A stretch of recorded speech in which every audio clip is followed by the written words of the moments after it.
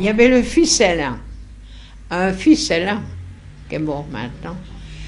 Il habitait au coin, là, où c'est qu'il y a une petite maison toute seule, là, au coin, qui fait la rue, là, coin. On parlait déjà d'évacuation, mais c'était l'année d'avant, au mois d'octobre, hein. Et on a évacué qu'au mois de mai. Si on évacuait, qu'il dit à maman, on évacuerait ensemble, Madame Grandpierre. Ben, elle dit, je ne demande pas mieux, elle dit, comme ça, en riant. Mais chose faite, chose dite, il est venu. Quand on a évacué, il a dit, c'est d'accord, Madame Grandpierre, vous partez avec ma vieille camionnette. Ben, c'est potable. Et M. William, comme belge, ben, il était là. Et il avait pris quelque chose pour dormir, si bien qu'il n'avait pas entendu qu'on évacuait. Hein, c'est son personnel qui l'a secoué, parce qu'il habitait là-haut, derrière les antennes électriques. Vous savez bien où qu'il habitait, oui. Alors, il est revenu, mais moi, j'étais là depuis 7 heures du matin. Oh, il dit, vous êtes là, mademoiselle Marthe. Ben, j'ai dit oui. Le coffre-fort est fermé parce que le caissier principal, M. Laurent, habitait Vireux. Pas moyen de venir, et puis c'était l'évacuation pour tout le monde, pour les Ardennes. Alors, voyez-vous, l'armée avait réquisitionné tous les grands bureaux qui se trouvent sur l'avenue de la Gare. Et nous, la comptabilité, on nous avait mis à l'arrière, mais en arrière, chez Martin, mais derrière. Alors, on nous avait mis là, la comptabilité, mais on nous avait dit, en cas d'évacuation, on va faire 2 caisses. Alors, il y avait des caisses comme des cercueils, vous voyez, grands comme ça et larges. Et, voilà, pour sauver la comptabilité si on le peut, puis c'est tout. Parce qu'on croyait qu'on évacuerait tranquillement, hein, mais ce n'était pas le cas. Alors, moi, je suis partie à 7 heures du matin. Les couloirs étaient pleins d'ouvriers qui réclamaient leur paie. Il n'y avait pas moyen de donner des payes, puis il n'y avait pas d'argent. Et le coffre-fort était fermé. Alors, c'est tout. Le coffre-fort, c'était M. Laurent de Vireux-Molin qui avait les clés. Il n'y avait pas moyen. Alors, c'est tout. Je me suis mis à la caisse avec M. Vincent, qui est mort maintenant. Et alors, on est là, ben on dit, on ne peut pas vous donner d'argent, on n'en a pas. Mais alors, c'est tout, M. William est venu. Oh, qu'est-ce qu'on va faire? Alors, moi, j'ai à M. William, ben oui, parce que je comptabilisais déjà la caissière, une fois toutes les semaines. Et j'avais les carnets de chèques. Alors, j'ai dit à M. William, il y a un moyen, c'est que j'ai le carnet de chèques, je peux aller à la banque. Ah ben c'est tout, il m'a fait un chèque. J'étais à la banque avec 2 corbeilles à papier vides. Hein? Et j'étais à la Générale, tout le monde avec ses valises arrivait vers la gare pour prendre le train, quand il y en avait. Et alors j'étais chercher de l'argent comme ça, à découvert. Et puis alors, je me suis mis avec M. Vincent, qui est mort maintenant, et alors on s'est mis à la caisse, à la place de Mademoiselle Otio, et puis on a distribué des acomptes.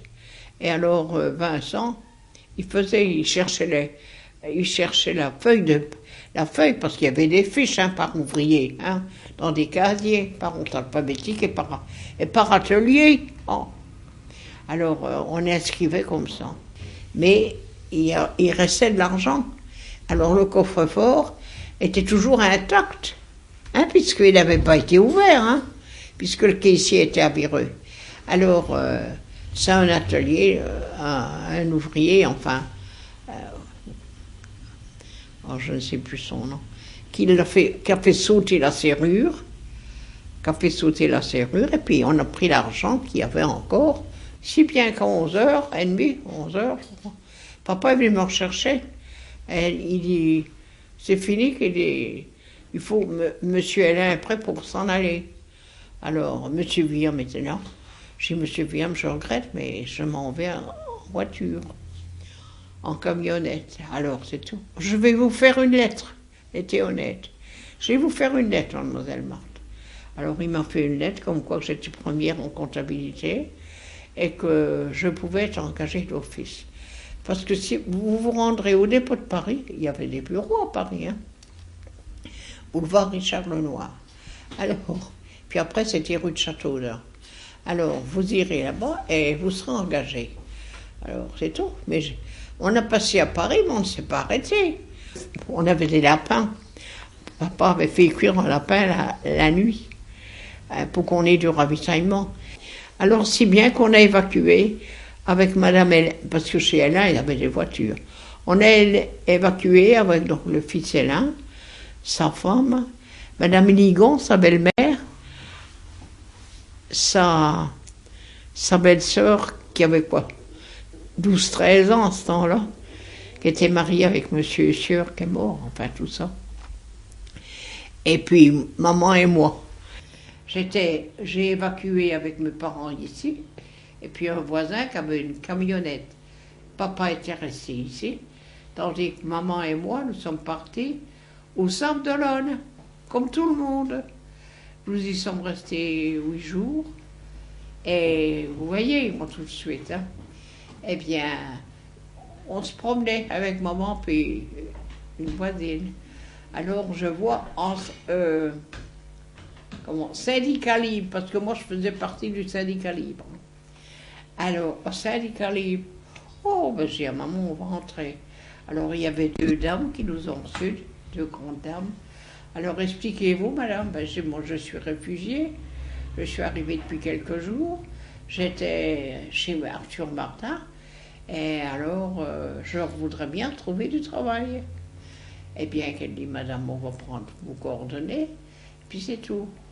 Quelques jours après, j'avais une lettre en me disant que je devais me présenter, à tel bureau. C'était une société d'assurance importante, vous savez. Elle occupait censément toute la plage, enfin, tout le long. Et alors, je me suis présentée. Alors, il m'avait questionné sur ma famille, sur mes attributions et tout. Alors, il dit, madame, je vous embauche. Et je me rappelle, ce monsieur-là, il avait la Légion d'honneur. Il me dit, madame, je vous embauche. Vous êtes de bonne famille. Vous êtes de bonne famille et vous avez besoin de travailler. Oui, j'avais 30 ans, ça, là. Hein. Alors, je vous embauche. Vous venez demain. J'étais bien contente, hein. J'avais été engagée, mais je n'y suis pas rentrée. Si bien que j'ai eu un télégramme de M. Villam, qui était arrivé à Paris, de rejoindre à Montauban les compagnies réunies. Alors, tout de suite, ça s'est dit, Mademoiselle Grandpierre va à Montauban. C'est que la maison Martin est là, en vérité. Alors, je suis partie le lendemain. Pourquoi la ville de Montauban? C'était une maison, c'était une ville qui était à l'intérieur de la France, oui, qui était au-delà de la ligne de démarcation. Comprenez-vous? Oui. Oui. Et toute l'usine était à Montauban? Oh non, il n'y avait personne. Il y avait... moi, je suis arrivée à Montauban toute seule. J'ai couché à Bordeaux, dans la gare. Il y avait déjà des trains de militaires qui passaient, mais on fermait la porte de la gare pour ne pas qu'on voie. Et puis je suis arrivée à Montauban, j'ai cherché les compagnies réunies de gaz et d'électricité, je me suis rendue, et puis j'ai posé ma valise, j'ai demandé une chambre, puis j'ai été aux compagnies réunies. Alors là, le directeur m'a reçu, m'a bien reçu. Il dit, j'ai eu un télégramme de M. William Van Cotten, qui dit, madame, je ne connais pas. Et alors, vous restez là parce qu'il se présentera après-midi. Et il a donné le nom de mademoiselle Grandpierre, qui va rejoindre, c'est moi-même. Voilà, comme ça que j'ai entré. Alors j'y suis restée, donc, depuis le mois de mai, jusqu'à... Alors on a installé les bureaux compagnies réunies, Il a fallu que j'achète de l'encre, du papier, tout ça un petit peu. Et puis je suis installée. Alors, monsieur Arthur Martin et madame Arthur Martin sont arrivés quelques jours après. Madame William était restée à Paris. Il y a Jean Van Cotten qui avait 13 ans, 14 ans, le fils de monsieur William, il avait ça, qui est venu. Oh, ben, qui dit, je te connais. Ah ben, vous lui montrerez à travailler, hein, mademoiselle Marthe. J'ai dit, oui. Vous avez retrouvé votre comptabilité. Ah, oui, les caisses, les deux grandes caisses, ils étaient descendus dans un bureau que les compagnies réunies avaient libéré. Et M. William était là. Et puis le lendemain, j'ai vu M. Arthur Martin, puis Mme Arthur Martin. Et voilà. Et le directeur, M. Jouard, le directeur du... Parce qu'à Paris, il y avait des grands bureaux aussi. Il y avait monsieur et Mme Jouard qui étaient là, qui attendaient. On a donné des chaises et puis on s'est assis. Et voilà. Oui, et monsieur Arthur Martin, qu'est-ce qu'il racontait? Ah, ben, il racontait que c'était triste d'être là. Et alors, eux, ils sont restés à peu près 8 jours, comme Belges, comme la Belgique avait laissé le passage. Les Belges ont eu le droit de rentrer, comme les employés de chemin de fer. Et alors, ils sont partis, enfin, quelques jours après. Hein. Et vous, qu'est-ce que vous faisiez à Montauban? Et moi, à Montauban, j'étais dans le bureau, je me vois encore. Il y avait la caisse fournisseur, la caisse client, et il y avait le fils de M. William, qui avait à peu près 13 ans. Alors à 10 heures, je mangeais un morceau de chocolat, j'avais faim. Tiens Jean, c'était Jean. Jean, alors, Van Cotem. Tiens Jean, le morceau de chocolat. Je vous en racheterai plus tard, mademoiselle Marthe. J'ai dit oui, il sera bien gentil. Malheureusement, il a été tué. Et alors, on est resté là. Je suis restée là. Alors, il y avait un chef comptable aux compagnies réunies de gaz. Alors, on me l'a présenté, puis c'est tout. Madame, où c'est que vous êtes descendue? Ben, je suis descendue à l'hôtel de la gare. Il y avait 2-3 jours, quoi. Bien qu'il dit, je suis en retraite, qu'il dit, oui, il était âgé. Je suis en retraite. Ma femme était institutrice libre, elle est en retraite. Et alors, je vous offre une chambre chez moi, pour ne pas que vous restiez à l'hôtel. Alors, le soir, il m'a embarqué. Je mangeais à midi dans le restaurant à proximité. Et puis alors, je suis repartie avec ce monsieur-là. Comme on était à Montauban, et qu'il y avait probablement des ministres, tout ça, il y avait un avion qui tournait toujours, nuit et jour, au-dessus de Montauban. Alors, comme ils étaient belges, ils avaient droit, les Allemands disaient que les Belges pouvaient réintégrer en France et puis en Belgique.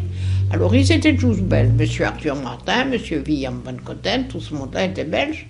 Alors, tous ceux de Paris ont pu remonter sur Paris, voyez-vous, hein, parce qu'il y avait le directeur de Paris, monsieur Jouard, il y avait d'autres représentants qui étaient venus à Montauban nous rejoindre.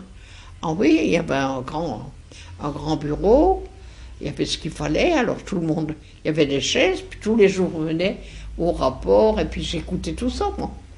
Hein, et puis c'est tout, vous n'avez rien à faire après tout. Hein. Alors, alors ceux de Paris sont montés vers Paris, vers les bureaux de Paris, et puis alors, les Belges, M. Arthur et sont remontés, ils avaient droit de passage. Mais moi, comme j'étais française, je n'avais pas le droit. Alors, ils allaient à Vichy. C'est là-bas qu'ils avaient des passeports pour intégrer. Alors, ils ont été 2 fois, je crois. Puis ils ont arrivé à me voir un passeport. Alors, j'ai remonté en voiture avec eux. On a resté 4-5 jours à Montluçon. 14 juillet, on était à Montluçon. De quelle année? Ben, en 40. Aussitôt. La même année qu'on a évacué. On a évacué en mai 40 et on a réintégré les bureaux de Paris en juillet 40. Et qu'est-ce qui s'est passé le jour du 14 juillet à Montluçon? Rien. On attendait, on se promenait avec Madame Martin. On se promenait, on regardait les vitrines et puis On mangeait ensemble, hein. Ah oui, je mangeais avec eux. Et puis c'est tout. Et puis on est revenu. Puis je suis descendue à Paris. Et nous sommes arrivés à Paris, donc peut-être fin juillet. Et nous avons été rapatriés ici au mois d'octobre. Parce que je descendais tous les jours au dépôt de Paris, hein, puisque j'étais sur place. Et j'étais au bureau de Paris avec une ancienne employée du dépôt de Paris. Et qu'est-ce que vous faisiez à Paris? Eh bien, rien. On était les caisses de comptabilité. Alors, il y avait des fournisseurs qui avaient fourni de la marchandise, qui ont su que la maison Martin était... Ils cherchaient, hein, pour avoir leur argent. Alors, ils ont venu, ben, on a donné, on avait de l'argent, mais M. William allait m'en chercher à la banque, et j'ai payé les fournisseurs à Paris. Voilà. Et puis nous sommes revenus ici au mois d'octobre parce que la maison Martin avait des appareils ici, dans les usines. Mmh. Et alors, elle les vendait aux Galeries Lafayette, aux grands magasins. Vous voyez, c'était la guerre, mais il y avait du commerce quand même. On avait beaucoup d'appareils ici, mais les Allemands et puis les grands magasins, les Galeries Lafayette et tout ça, vous savez bien, ils demandaient à vendre, hein. Le commerce continuait quand même un peu au sud de Paris. Ils ont dû chercher des appareils ici, avec des passeports. Hein. Alors quand ils passaient au département de l'Aisne, tout ça, ils montraient leurs papiers, ils étaient en règle. Et alors monsieur et madame Gerles sont passés comme ça en fraude. Ils ont mis 2 jours ici. Ils m'avaient rapporté une robe pour prouver qu'elle avait été venue chez nous. Puis c'est tout, puis ils sont venus. J'ai fait venir maman qui était restée toute seule au Sable d'Olonne. J'ai fait venir Et puis alors, on a monté dans le camion, derrière la marchandise, et nous sommes revenus comme ça, en cachette, en passant par Ternier. C'était la ligne de démarcation. Puis nous sommes arrivés ici. Et qu'est-ce qu'il y avait ici à Revin? Eh bien, ici, c'était ouvert. On pillait ceux qui revenaient en fraude, voyez-vous, ils pillaient, hein. Oh, oui. J'avais mon frère qui était mobilisé, qui avait plus de souris parce qu'il était versé dans la gendarmerie. Alors, il avait un peu nettoyé. Mais il y avait des tas de fumier, ben oui, les soldats boches, tout ça, ils couchaient dans les maisons. Ça m'a été retourné. Et puis, les employés de chemin de fer, ils avaient eu le droit d'être rapatriés d'office, parce qu'ils conduisaient les trains. Voyez-vous, ils servaient aux Boches. Et puis tous les Belges, tout était retourné. On n'avait plus rien. Et à l'usine, comment c'était? Ah ben l'usine, il y avait que du matériel et tout ça. Alors au fur et à mesure, on a rembauché. Et puis ça a repris un petit peu. Oui. Puis après la guerre, eh bien, il y avait beaucoup de stock. Alors on a fait, puis on a travaillé tout de suite. Oui, on a revendu. Puisque les grands magasins venaient avec des autorisations allemandes, mais on enlevait les cuisinières. Et puis on faisait beaucoup de petites cuisinières, comme des poêles flamands, là, pour les évacuer. Ceux qui rentraient chez eux, comprenez-vous. Oui. Papa est revenu, lui, comme ça, dans un tombereau de fumier. Il était couché avec le secrétaire de mairie ici, M. Floquet, et puis ils étaient couchés dans le tombereau. Puis au-dessus, il y avait une planche avec du fumier dessus. Mais les Allemands, on donnait de l'argent, puis on passait.